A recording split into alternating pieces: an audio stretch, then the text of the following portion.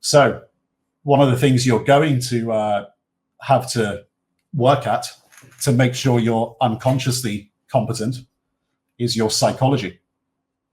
So we get a lot of comments actually from guys who've taken the PTM. The psychology section of the PTM was pretty good in like highlighting the basics of how it works, right? Why we do certain things as professional traders. But if you want to extend your learning, it goes a hell of a lot deeper than that, right? So if you remember when we had the balls in the boxes and it's box A, box B, and the difference between a human and the difference between a human and a profitable trader, that's really just the basics. That's like an introduction of how it works, right? Hopefully, we're going to get a little bit more detailed here. So we're going to look at the following things. We're going to look at, obviously, the title of the presentation is head scratchers and stomach churners, right? These are the things when these are the definitions of things when they go wrong, right? So we'll look at what the definition is of a head scratcher and a stomach churner. We're going to look at outcomes and results of different trades and positions, what can happen to positions and what to do. And then we're going to look at preventative risk management and reactive risk management, okay? And should only take about 45 minutes, an hour, this one. Okay, and then we'll do a Q&A at the end. You can ask questions, by the way, in the questions area throughout. I might take brief stops during the presentation to answer some questions if they're useful. We've got some questions that people asked when booking their tickets. So we can go through those as well, but we should be able to have plenty of time for Q&A. Right, so what is a head scratcher? Well, the definition of a head scratcher is something that's just confusing, right? So you do a lot of work on something like a long idea, but it just never goes up. What if it's down like 10%, like a few weeks later or a month later, okay? What should you do? Well, there isn't one rule, right? It's really obvious that there isn't a rule, okay? It's kind of getting to that point where you need to be asking some serious questions as to the validity of the trade. And, every situation is really dependent on its own merits. So, you're going into these positions with a fundamental disposition, okay? Fundamental predisposition. And if that isn't starting to work out in some way, you're not seeing any evidence of it, and it's going against you. It's becoming a head scratcher. It's becoming confusing, right?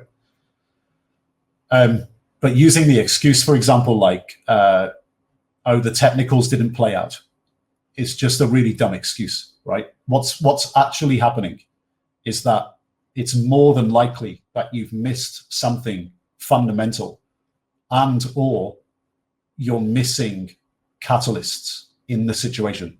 So you might be in a situation where you've done the quantitative analysis in a sector and you find a good stock that kind of ticks the boxes of good quant, okay?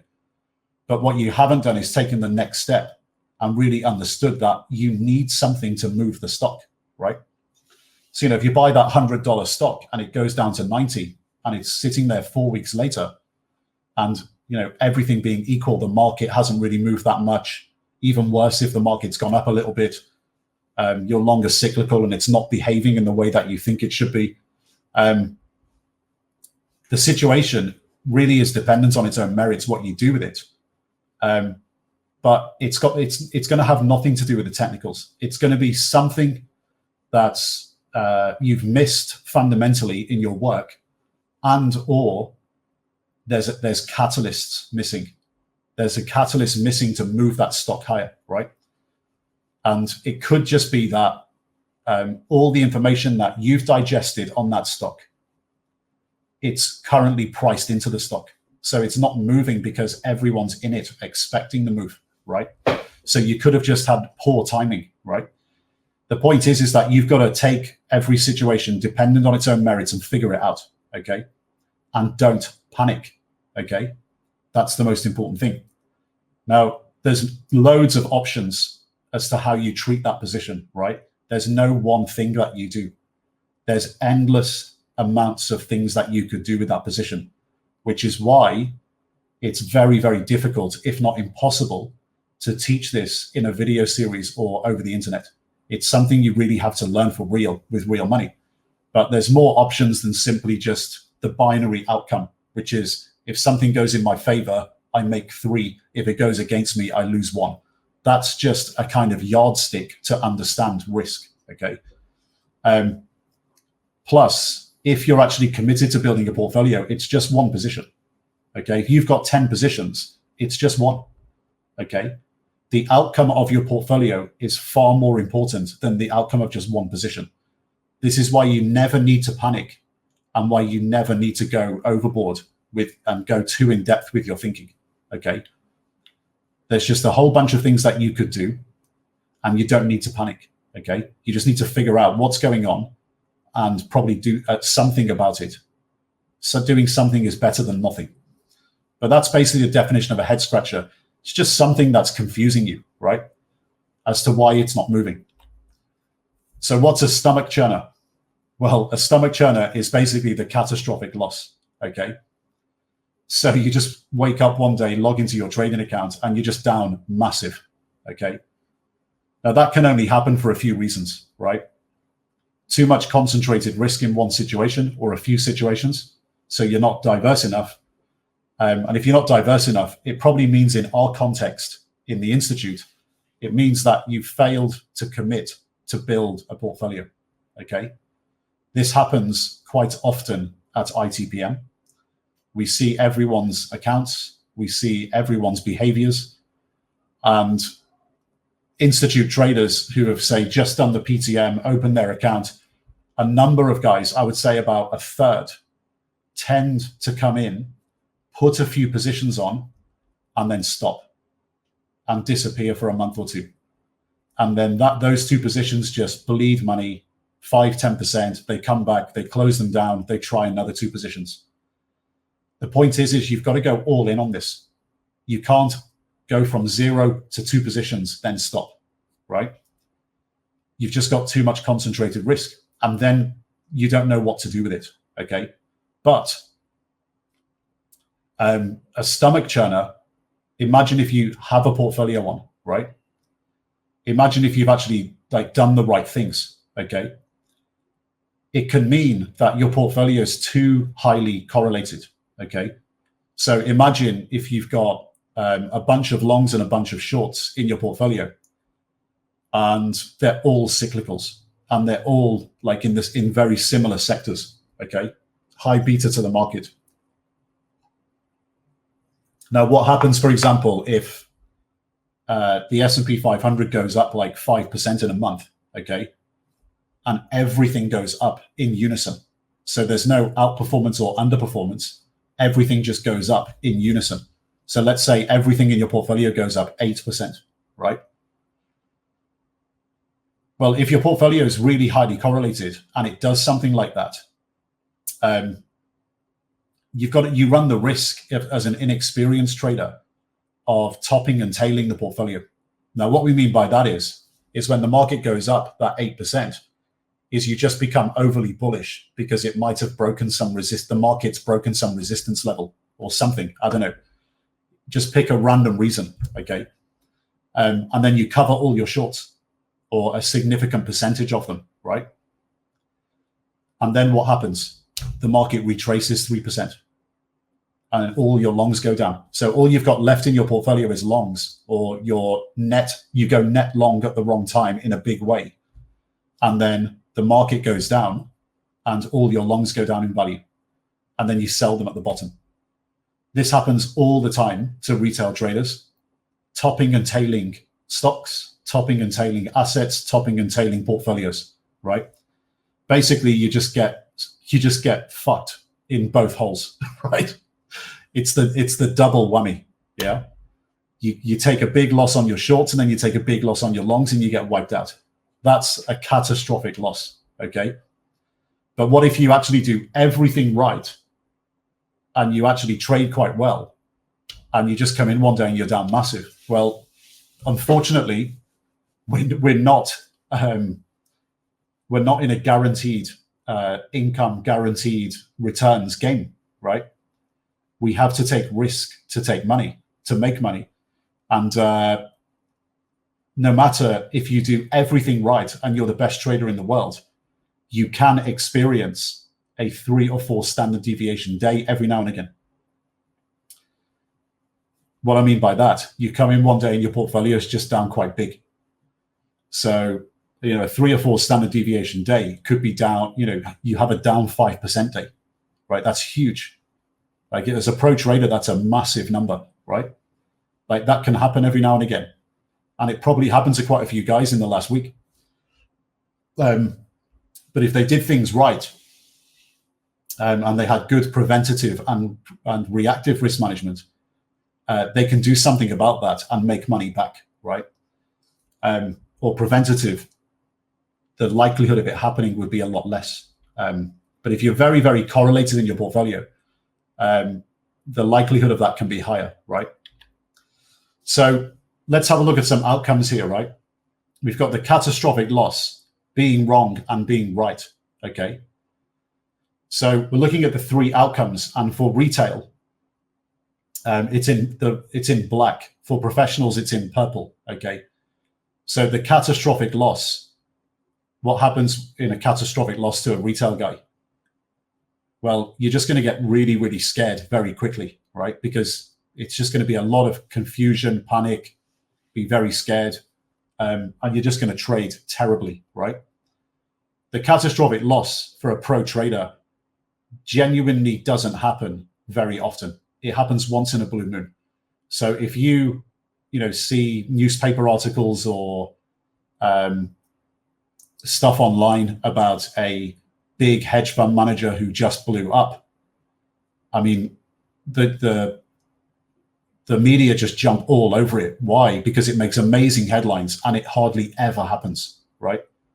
So just think about the percentage of times that happens and how often that happens relative to retail blowing up. Right? In the last week, by the way, like, we know Wall Street and we speak to people on Wall Street, okay? And Thursday was the day when retail puked everything. All the stops went off. 90% of retail traders lost a shitload of money and everyone did their nuts, right? We know that happened on Thursday afternoon, okay? Think about that compared to, pro traders. The catastrophic loss that all those guys experienced on Thursday in the retail world, okay? It doesn't happen to pro traders. It just doesn't happen because they know how to build portfolios. They've got systematic processes, okay? Just think of all the guys in retail who, for example, bought Tesla above 850, right? It was 668 on Friday. I mean, they did their nuts, like, big time, okay? These catastrophic losses don't happen to professional traders.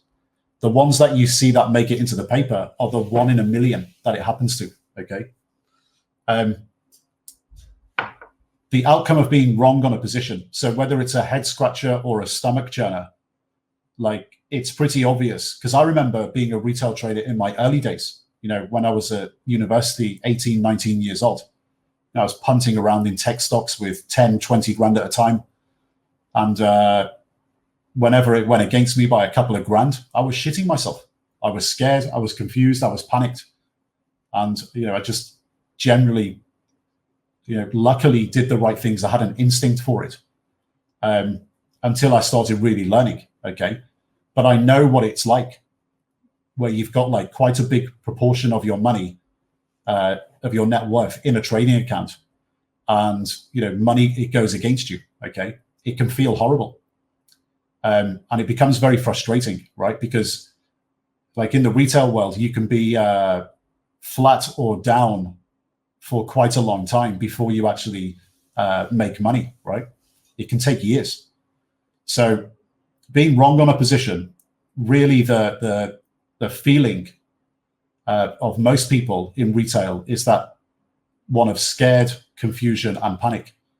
But, in the professional world, if we're wrong on something, the difference is that we just never, ever panic, okay?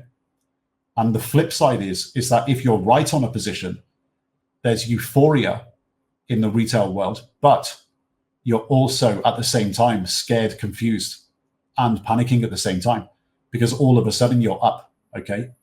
And it doesn't happen very often. So the retail world, people can be scared, confused, and panicked when they're up, but they just feel euphoric while they're scared, confused, and panicked, okay? But at the same time, a professional trader in exactly the same situation would never panic. They just do the right thing and play the probabilities and keep the odds in their favor, right? So to eliminate all of these things, right? These are things that lead onto you doing stupid things, right? Where you make mistakes because your emotions are going through extreme, going to extremes, right? We've got to put measures in place to make sure that we're not psychologically weak, right? And what you saw in the PTM is just one introduction of how that works, right? We know that psychological weakness and emotion leads to bad trading decisions. So it's going to lead to losses, right? So what are the results here, right? The catastrophic loss, you're not going to come back from that, right? You're going to lose a lot of money in a short space of time. Now, number 2 and 3 is being wrong and right. So 2 situations with 2 sub-situations, right? So you're wrong in a position.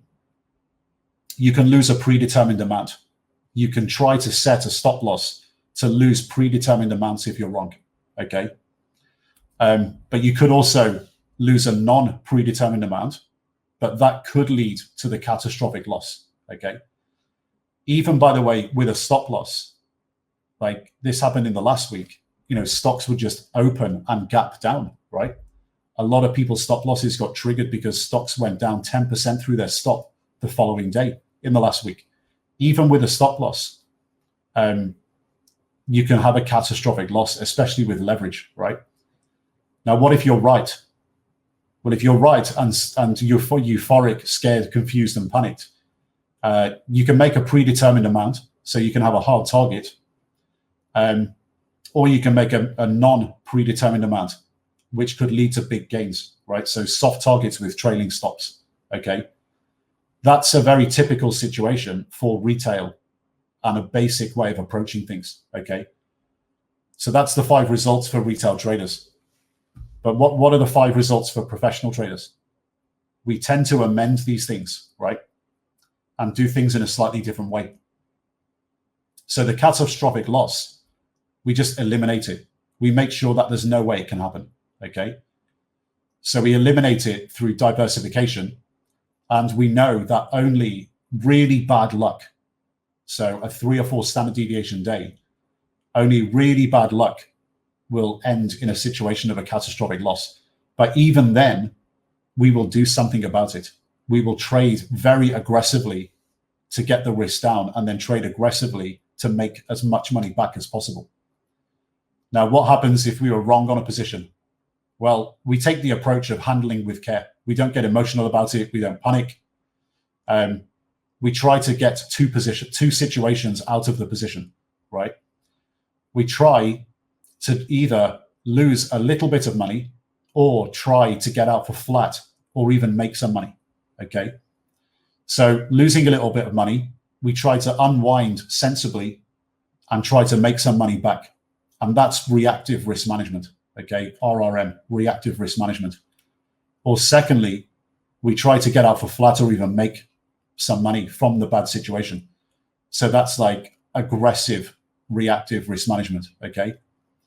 Now, if we are right on the position, we're obviously feeling vindicated and we're feeling quite confident. We've got 2 outcomes, right? We can either book a decent amount of profit. So after booking that, we maintain a smaller position to make even more. And that's reactive risk management. We're doing something positive. We're actually taking a step to do something. Or we can book a decent amount of profit and go again. So go bigger and book a massive amount of profit, right? So either way, if you look at it wrong or right, given that we've eliminated the catastrophic loss, wrong or right, our outcomes are quite asymmetric, right? Because if we're wrong, we only either lose a bit of money or get out for flat or even make some money. Okay. In the majority of cases, we'll probably just lose a little bit of money. Okay. But if we're right, we're booking either a decent amount or a huge amount. Okay. And we're not looking at this as in the ways of just a binary situation. What we're saying is that if we have a portfolio, we're going to treat every position in the same way. Okay. So every time we take a loss, we take a small loss. Every time we make a profit, we make a decent amount or a large amount. Okay. And then what do? We try to put as many awesome ideas into that box as possible, because the more awesome ideas that we put in, the box will take care of the bad ones and take care of the good ones. Okay. So let's have a look at preventative risk management. So let's assume a 10 position portfolio, 5 longs and 5 shorts, equally weighted. If one position goes against you by 50%, you're losing 5% in your portfolio. Or let's assume 100%, you lose 10% in your portfolio, right? They're basically catastrophic losses, right? That's totally recoverable. You can easily recover that amount of money in your portfolio. So just diversification itself eliminates the catastrophic loss. Negative correlation across ideas. So instead of having positive correlation across all ideas, have negative correlation. So lots of ideas that are driven by different fundamentals that have got nothing to do with each other. Okay. What's going to happen? Well, it's going to need a 3 or 4 standard deviation day or event to hurt you, which is very, very unlikely. So what it does is it just eliminates panic. It means you're never going to have an extreme panic in your portfolio when the market moves big. Okay. So you're never going to top and tail because you just won't need to. You just won't need to do it. Okay. And it's quite funny, like speaking to a couple of guys today who I'm mentoring. We obviously had like the fastest 10% correction in the S&P 500 in history in the last week. And pretty much everyone I'm mentoring did okay out of it. Like not just survived, did okay. And when you put it in the context of 6 months ago, what retail traders would have been doing without coming into the Institute, it's crazy. Because they would have just had, stop losses triggered, going all over the place, lost a shitload of money in their portfolio, just being one of those guys who got wiped out on Thursday. Like thousands of guys got wiped out on Thursday. So it's quite different, the way we do things in terms of structuring, because when we've got a portfolio, we know that even the biggest move down, the quickest move down in 10% ever in the S&P 500, we know it can't hurt us. So we're really just quite agnostic about it. We just go, so what? We look at the mainstream media and you look at Twitter and everyone's going mental and posting charts and statistics about the catastrophe in the markets. And you're just okay, how does that affect me? It doesn't really affect me. I just make money whether shit goes up or down, right? And I treat every position in the same way. And I just do the right things at the right time, okay? So negative correlation across ideas is required. Trade structures, very, very important. This is why we released the POTM in 2018. You got to trade options, man. You've got to trade options. Limiting your downside with explosive upside, amazing ROI, reducing the standard deviation of your portfolio, right? It's very important to learn that over time. I wouldn't say if you're new to trading and you're fresh off the boat, just go out there and trade loads of options immediately. Get used to financial markets first. Introduce options into your portfolio. Get to a point where you can have a minimum of 50% options positions in your portfolio, right? All of those things just remove the possibility, in terms of preventative risk management, of the catastrophic loss.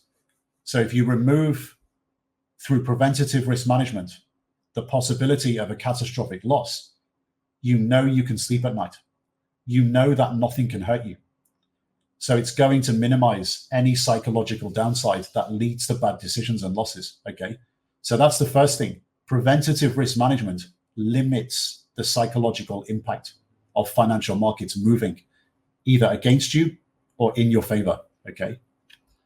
So, but you know, the good thing about this is that you can take this approach with preventative risk management and you don't actually have to give up upside by being a good risk manager in terms of putting these preventative measures in place. Why? Because, you know, like in the PTM, where we show you how to calculate volatility, okay, you can choose the level of volatility that you want to have in your portfolio, the level of annualized standard deviation in your portfolio. So if you want to take a very low risk, take the market risk, right? Market risk, like a few weeks ago, was in the mid-teens, right? Now it's 40, okay? But you could decide, I want to have 25% risk in my portfolio. You can do that. So you don't need to give up risk when you've got preventative risk management measures in place.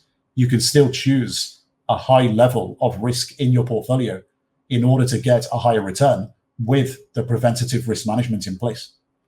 It's very easily done. So let's have a look at reactive risk management. So this is really something that sets the big boys from the kids in financial markets, right? It's reactive risk management. So professional traders, the real differences between professional traders and retail traders. This is what it comes down to, really. It's like how we trade losers and winners and how we come out of it, okay? So pros have obviously got a lot more experience in containing losses, okay?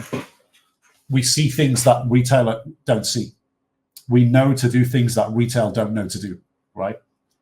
In terms of like containing losses and also maximizing winners, because we've been doing it for years. So it's been trial and error over many, many years of real trading with real money, over a lot of situations, just trading over and over and over again, okay? And we call this in the business staying in motion. So when something goes against you, do something. When something goes in your favor, can I do something? Can I do something all the time to add value to this position? So in terms of adding value, we're just looking at it all the time of playing the probabilities, not the possibilities, okay? And the real difference here in psychology is twofold, okay? Fundamentals, fundamentals, fundamentals, okay? We do our homework, so we know why things are moving, okay? If you know why things are moving, you're not going to be in a situation where you feel like you don't know what's going on. Therefore, that won't lead to you being confused and scared and making stupid decisions, okay?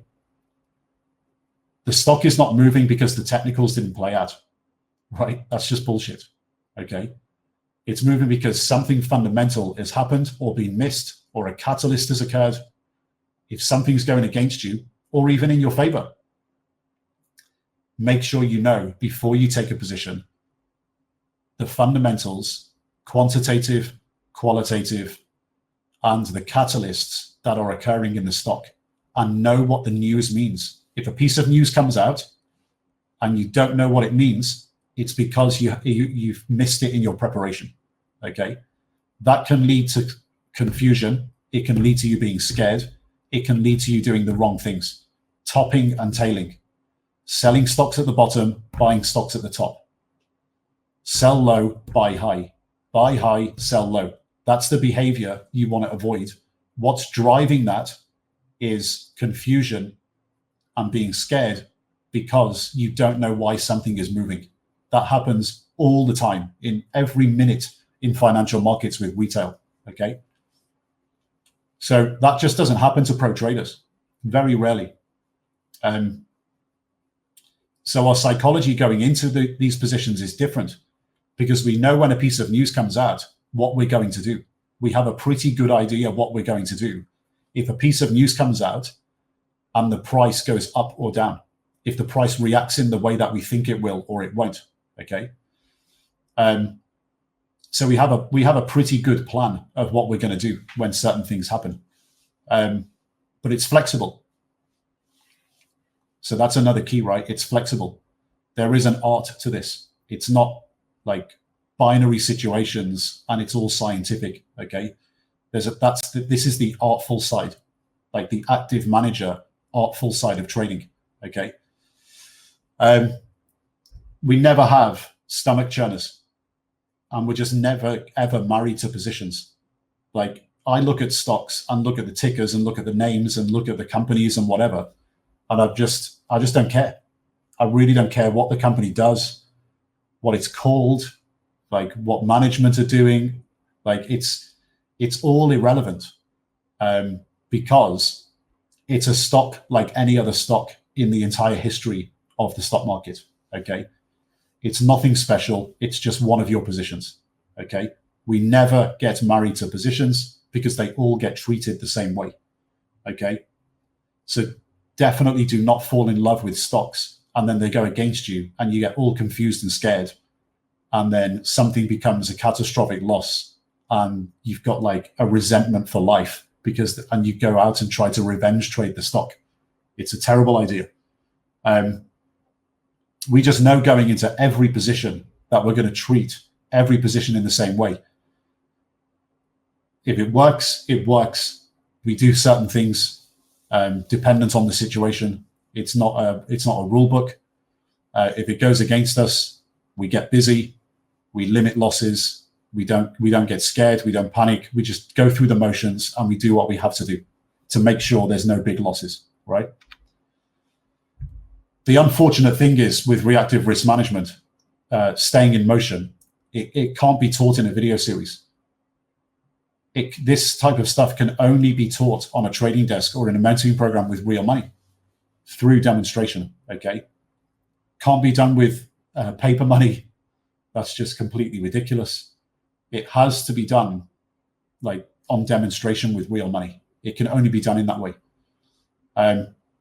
Anyone in the Institute who's done a mentoring program with us will know it. It's like week to week when we've built portfolios, we're going through every position, deciding what to do that week. Do we sell some? Do we buy some? Do we trade some options? Do we hedge it? There's just so many outcomes, and it's all situational. It's all dependent. So, in the question area later in the Q&A, try to avoid the question, Anton, what should I do in this situation? Because the answer is going to be, I don't know. All the time, the answer is going to be, I don't know. I'd have to look at the specific situation and we'd have to go through it. And it would take maybe 20 minutes, half an hour to go through the options of what to do. So, this is something, this part of trading, you cannot do unless you're doing it with real money. Okay. And, this is part of the reason why we're kind of splitting off resources to institute traders now, because we want to put a lot more work and resources into institute traders to make them better at stuff like this, right? So if you do online programs and come into the institute, become an institute trader, you're going to be part of forums, and dependent on your performance and capabilities, more and more resources are going to be put into you to get better and better and better. Okay, this is something you've got to learn for yourself over time, and it can take quite a long period of time. You've got to trade like over a year, 100 trades, see your performance, learn from it, understand it, learning, and keep going all the time and learning all the time. And get to the end of year 2, you've done 230, 40 trades. You look back and you understand what's gone on, and you know how you make money. You know how you lose money. You learn. You've got to do it with real money, and it takes a while to do it, to get it over time. A mentoring program obviously gives you a shortcut to understanding this stuff quicker, right? So back to this pyramid, the competency hierarchy. If you look on the left-hand side there, and you look at institute traders tier 2 and institute traders tier 1, okay? The difference between those two are two things, okay? It's two things. The difference between conscious competence and unconscious competence, okay? From what we've seen today, first thing is trade ideas are much higher quality. So they're putting into that box, into their trading account, they're putting higher quality trade ideas in, okay? Because they're actually doing the work, okay? And secondly, they've started to get reactive risk management and understand it well, and they're applying it and making money. So what's happening is they're becoming that professional trader where the reactive risk management is starting to get honed, and they're starting to come out of situations where if they're wrong, they only lose a little bit of money, or they come out flat or make a little bit. Or if they're right, they come out making a decent amount or a lot. And then the only enemies to that situation is time and the amount of trades. Because if you do 100 trades and that's your 4 outcomes, and you don't have the catastrophic loss ever, you have those 4 outcomes over 100 trades, you can't fail to make money. You will always make money, okay? And you just keep doing it. The difference between institute traders tier 2 and tier 1 are guys who get that. Higher quality trade ideas, so they go in the box. They trade with real money over time. They're committed. They build portfolios. When they're wrong, they lose a little bit of money or get out for flat or a little bit of profit. And when they're right, they come out making a decent amount or a lot. 100 trades, done. That's when we know after 1 year, a tier 1 guy deserves to be in tier 1 and he's good, okay? Do it again in year 2, 200, 230 trades. It's phenomenal. If you do it again for the second year, like you're basically 1 down from a pro trader. You're knocking on the door of pro trader status. Now, if we go down the hierarchy, competency hierarchy, alumni less than 12 months. Well, you haven't even started trading yet. So you're never going to get reactive risk management. You know, if you're trading on a demo account, pointless, absolutely pointless. If you're alumni over 12 months, you've decided not to become an institute trader. So you can still climb the hierarchy, but you stand a much lower chance because you're not going to get any resources anymore, okay? So bear that in mind. These are the real definitions that we're going forward with now. In terms of psychology, there's different approaches. The head scratchers and the stomach churners can be eliminated over time because you take preventative risk management measures. The catastrophic loss never happens. And then the reactive risk management stuff you learn over time from immersion, like real trading, and learning over time how to treat losers and how to treat winners. So you come out in those 4 scenarios all the time, okay?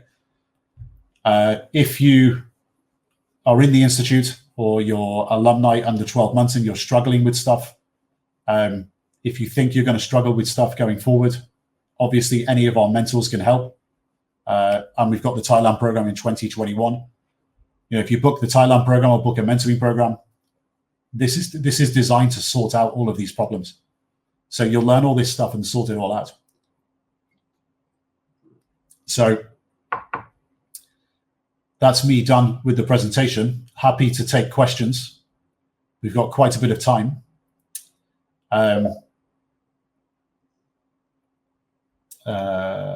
Ask questions in the question area if you want. Alan, you can put me on full screen if you want. There we go. You got my big head instead of my small head.